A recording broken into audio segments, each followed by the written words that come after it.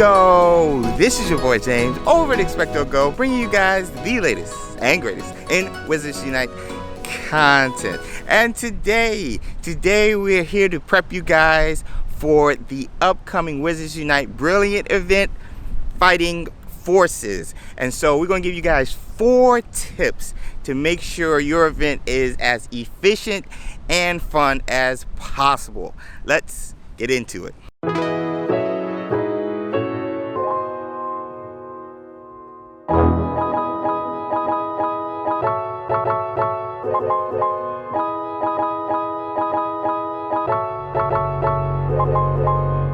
Okay, tip number 1, clear out those port key slots immediately. That's the last thing you want to deal with, especially when we have new 3K port keys for this week-long event. Me, currently, right now, I have all of mine ready to open. So I'm actually going to wait. I don't want to pick up anything before the event starts popping off. So I'm going to unlock my port keys as you see on the screen. I'm going to unlock those day of the event, and then I'll be ready to go. So tip number 1, empty slots for your port keys. Tip number 2, stock up on your Extemulo and healing potion ingredients. And here's why.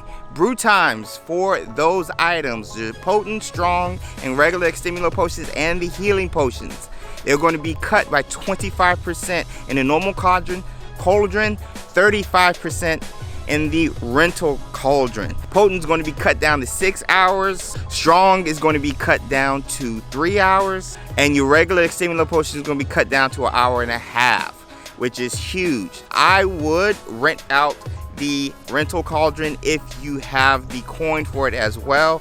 These Extemulo potions are going to come in handy during fortresses. Oh my gosh, which I think is going to be the next community day focus, fingers crossed. So rack up on this week-long bonus while you can. Get those ingredients, stock up on them now so you can get a head start on brewing them all week.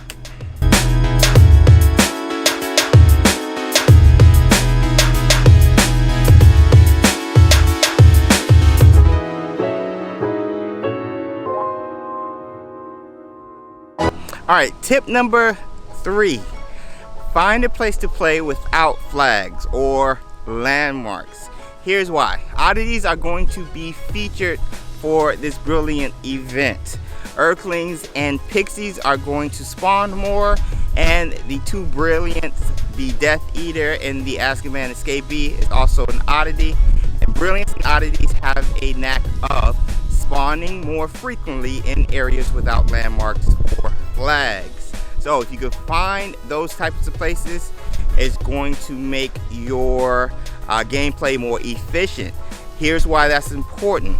The more oddities or brilliants you get, the more family XP you get, which means more scrolls. Particularly with the brilliants, that means 5 scrolls instead of the normal 4.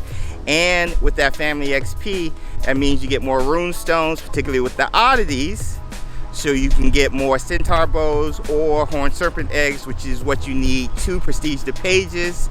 And especially with the werewolves coming up in a week from now, that's going to be huge.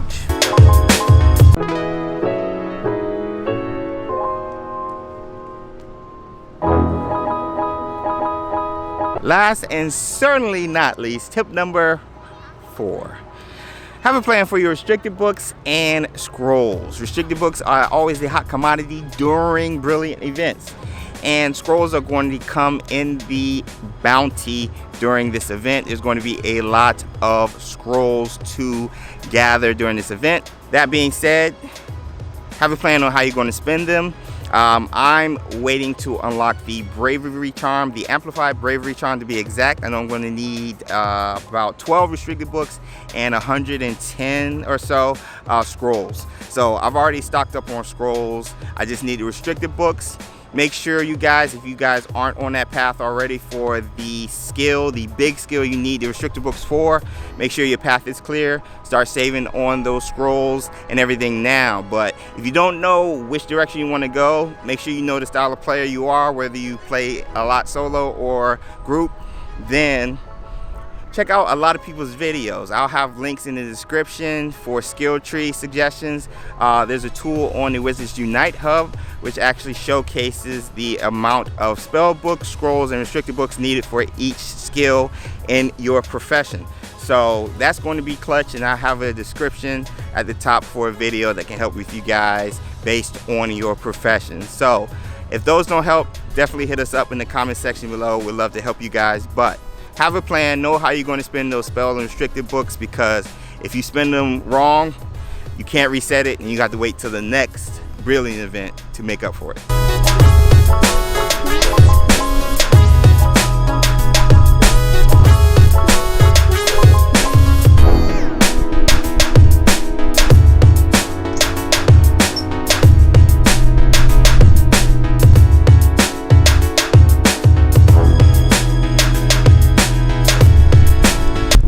That's going to be it with our Wizards Unite Brilliant Event Fighting Forces prep video.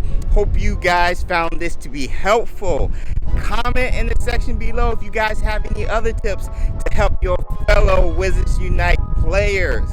Also, if you are new, subscribe to the channel. Here you'll be getting all the latest and greatest in Wizards Unite content.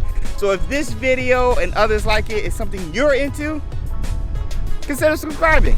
Also, follow us on our various forms of social media, Instagram, Twitter. We post daily, particularly Instagram, featuring our AR photos. If that's something you're into, definitely check us out. Well, that's going to be it. Hope you guys have an awesome, brilliant event. We'll see you guys in the next video. Until next time.